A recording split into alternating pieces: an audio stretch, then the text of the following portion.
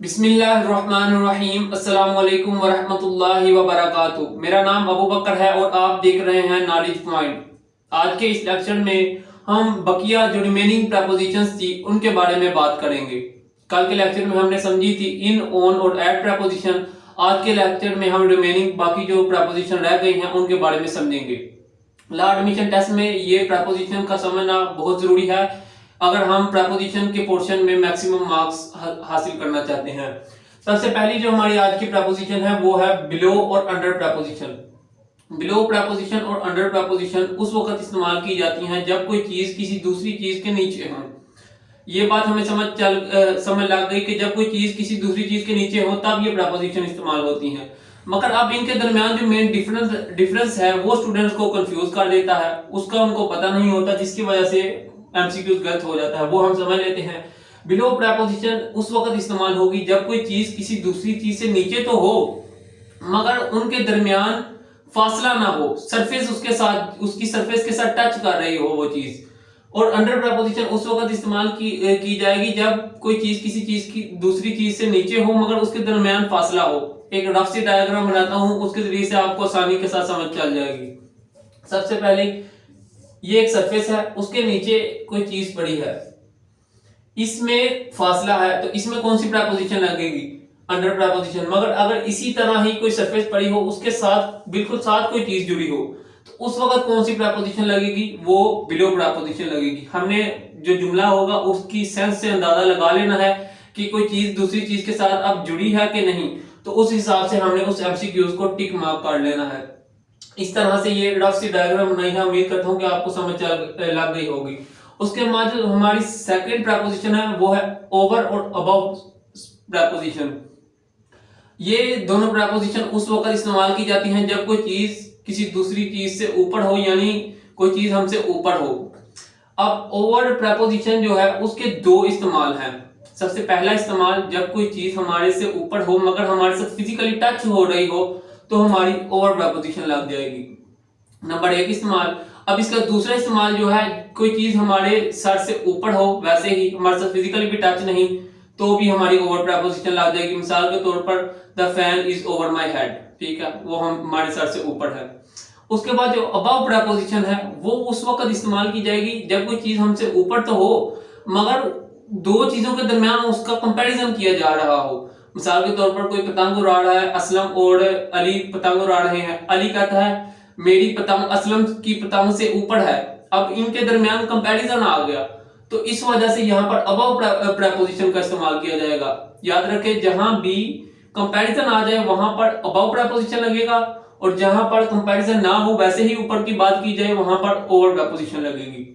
उसके बाद हमारी जो दो प्रपोजिशन आ जाती हैं, सम और फ्यू। अब इन दोनों के डिफरेंस को समझना है। सम प्रपोजिशन उस वक्त आएगी जब कोई चीज कम हो, कुछ हो, इसके मायने कुछ में आते हैं। मगर फ्यू प्रपोजिशन उस वक्त आएगी जब बहुत कम हो, बहुत कुछ, ठीक है, बहुत चंद, बहुत कम, ठीक है। सम प्रपोजिशन उस वक्त इस्तेमाल की जाती है जब चीज या लोग हों तो कम मगर तीन से ज्यादा हो। मगर अगर तीन से भी कम चीजें हों या तीन से कम बंदे हों तो तब हमारी फ्यू प्रपोजिशन लग जाएगी, ठीक है। मिसाल के तौर पर there are some people in the room, कुछ लोग हैं कमरे में। अब हमें खुद ही पता चल जाएगा ये तीन से ज्यादा है क्योंकि सम का इस्तेमाल किया है।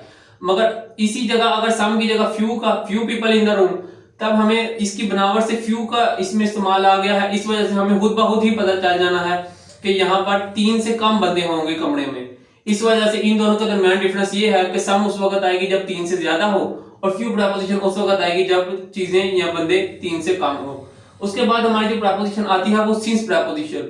सिंस प्रपोजिशन उस वक्त इस्तेमाल की जाएगी जब कोई पिन टाइम या मखसूस टाइम का जिक्र किया गया हो। मखसूस टाइम, मिसाल के तौर पर 1990 से हमारा घर तमीर हो रहा है, इसमें 1990 एक मखसूस और पिन टाइम दे दिया गया, इसलिए यहाँ पर सिंस प्रपोजिशन आएगी। और इसी तरह अगर पिन टाइम ना दिया हो, मखसूस वक्त ना दिया गया हो, तो तब कौन सी प्रपोजिशन आएगी? तब हमारी जो प्रपोजिशन है वो फॉर प्रपोजिशन आ जाएगी। मिसाल के तौर पर 10 घंटों से असलम काम कर रहा है, इसमें मखसूस टाइम नहीं बताया गया कि 9 बजे से कर रहा है, 10 बजे से कर रहा है या 11 बजे से कर रहा है। उसने बताया है कि 10 घंटे से कर रहा है, पता नहीं कौन से 10 घंटे हैं। इसलिए हमारी यहाँ पर फॉर प्रपोजिशन आ जाएगी, क्योंकि यहाँ पर एक महसूस और पिन टाइम नहीं दिया। अगर पिन टाइम दिया होगा तो हमारी सिंस प्रपोजिशन आ जाएगी। उसके बाद जो अगली हमारी प्रपोजिशन है वो है फ्रॉम प्रपोजिशन। फ्रॉम प्रपोजिशन उस वक्त आएगी, इसके मायने सबसे पहले समझिए कि से में इसके मायने आते हैं से, ठीक है। फ्रॉम प्रपोजिशन उस वक्त इस्तेमाल होती है जब कोई वजह को बयान करना हो। मिसाल के तौर पर Aslam died from fever, Aslam मर गया बुखार की वजह से। बुखार एक वजह है इस, और फ्रॉम ने जाहिर किया किसकी वजह से, बुखार की वजह से, फीवर की वजह से। ये उस वक्त प्रपोजिशन इस्तेमाल की जाएगी जब कोई किसी चीज की वजह को बयान किया जाए, उस वक्त फ्रॉम प्रपोजिशन इस्तेमाल होगी। और उसके बाद जो हमारी आखिरी और लास्ट प्रपोजिशन है वो है टू प्रपोजिशन।